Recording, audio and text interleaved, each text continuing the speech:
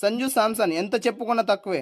Last మ్యాచ్లో కూడా West Indies పైన ఒక అద్భుతమైన ఇన్నింగ్స్ ఆడి ఒంటి చేత మ్యాచ్ని గెలిపించి సెమీఫైనల్కి తీసుకొచ్చాడు.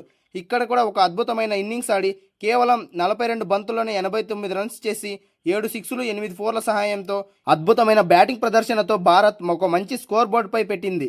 వాంఖడే స్టేడియంలో రెడ్ సాయిల్ పిచ్ వాడతారు కాబట్టి పిచ్ బ్యాటింగ్కి చాలా అనుకూలంగా ఉంది. భారత్ ఓపెనర్ అభిషేక్ శర్మ త్వరగా అవుట్ అయినప్పటికీ సంజు శాంసన్ తన అద్భుతమైన ఫామ్ని కొనసాగిస్తూ టీంను ముందుకు నడిపించాడు. కేవలం 15 పరుగుల వద్ద అతనికి ఒక అవకాశం దొరికింది. క్యాచ్ డ్రాప్ అయింది మరియు అతనికి ఇంగ్లాండ్ భారీగా మూల్యం చెల్లించింది. సో అది సులభమైన క్యాచ్ అయినప్పటికీ హ్యారీ బ్రూక్ దాన్నైతే వదిలేశాడు. తర్వాత సంజు శాంసన్ వేగంగా రన్స్ చేశాడు. అతనికి ఇషాన్ కిషాన్ తోడుగా 18 బాల్లోనే 39 రన్స్ చేశాడు. మరియు శివం దూబే కూడా 25 బంతుల్లో 43 పరుగులు చేశాడు. సో శాంసన్ అవుట్ అయిన తర్వాత కూడా భారత్ ఎక్కడ తగ్గలేదు. అలానే బ్యాటింగ్ రన్ రేట్ను కొనసాగిస్తూ ప్రతి బ్యాట్స్మెన్ నుంచి వచ్చిన వాళ్ళు వచ్చినట్లే ఇన్నింగ్స్ని అయితే బిల్డ్ చేసుకుంటూ వెళ్లారు.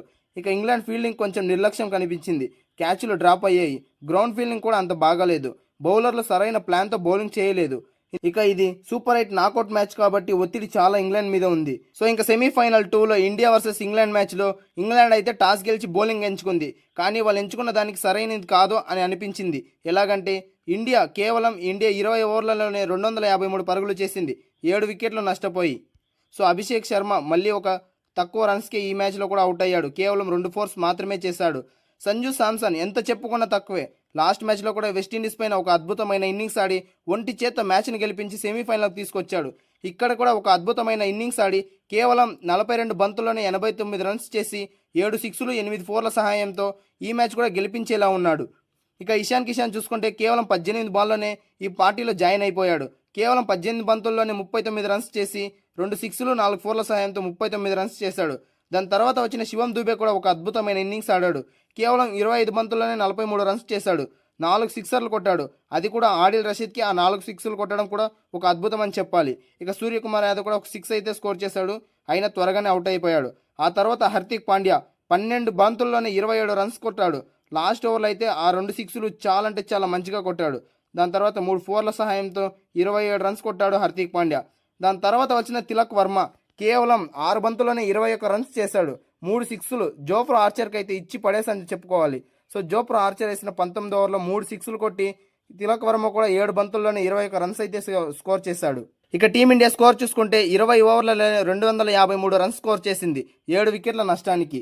ఇక ఇంగ్లాండ్ బౌలింగ్ చూసుకుంటే ప్రతి ఒక్కరు కూడా హైయెస్ట్ ఎకానమీతో 15, 13, 10 ఎకానమీతో ప్రతి ఒక్కరు హైయెస్ట్ రన్స్ ఇచ్చారు.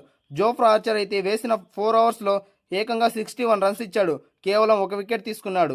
తను వేసిన స్టార్టింగ్ అంటే 2 ఓవర్స్లోనే సంజు శాంసన్ అతని మీద ఒక విరుచుకు పడ్డాడు. సో 2 ఓవర్స్లోనే 25 రన్స్ కొట్టాడు. దాని తర్వాత కూడా 4 ఓవర్స్లో 61 రన్స్ ఇచ్చాడు జోఫ్రా ఆర్చర్. ఇక విల్ జాక్స్ ఒకడే కొద్దిగా మంచిగా వేశాడని చెప్పుకోవాలి, ఎందుకంటే 2 వికెట్స్ తీశాడు.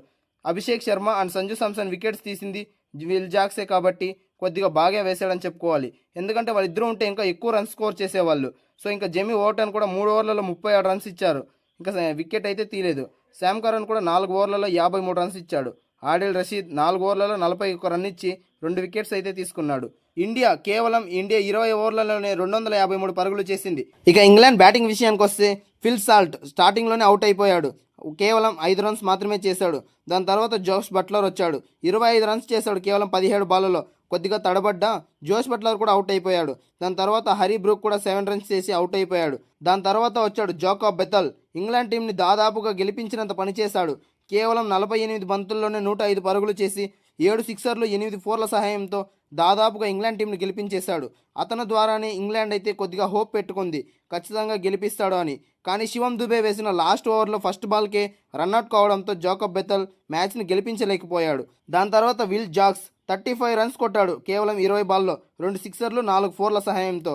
విల్ జాక్స్ క్యాచ్ అయితే అక్షర్ పటేల్ అద్భుతంగా పట్టాడు. Akshar Patel and Shivam Dube relay catch పట్టారు బౌండరీ దగ్గర, ఎక్సలెంట్ క్యాచ్. ఈ క్యాచ్ని పట్టడంతో మ్యాచ్ అయితే మన వైపు అంటే ఇండియా వైపు కొద్దిగా తిరిగింది.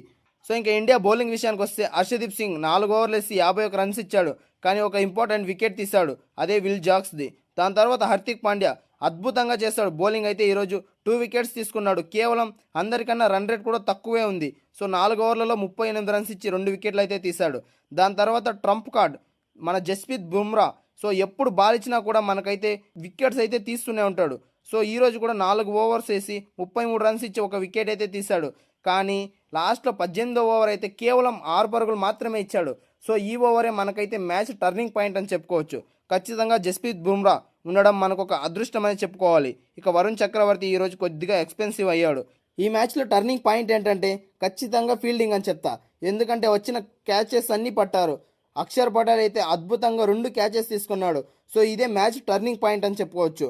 క్యాచెస్ విన్ ద మ్యాచెస్ అంటారు. సో దీంతో ఇంగ్లాండ్పై 7 పరుగుల తేడాతో ఘనంగా విజయం సాధించి 8వ తేదీ జరిగే అహ్మదాబాద్లో జరిగే ఫైనల్కు ఇండియా నేరుగా చేరుకుంది.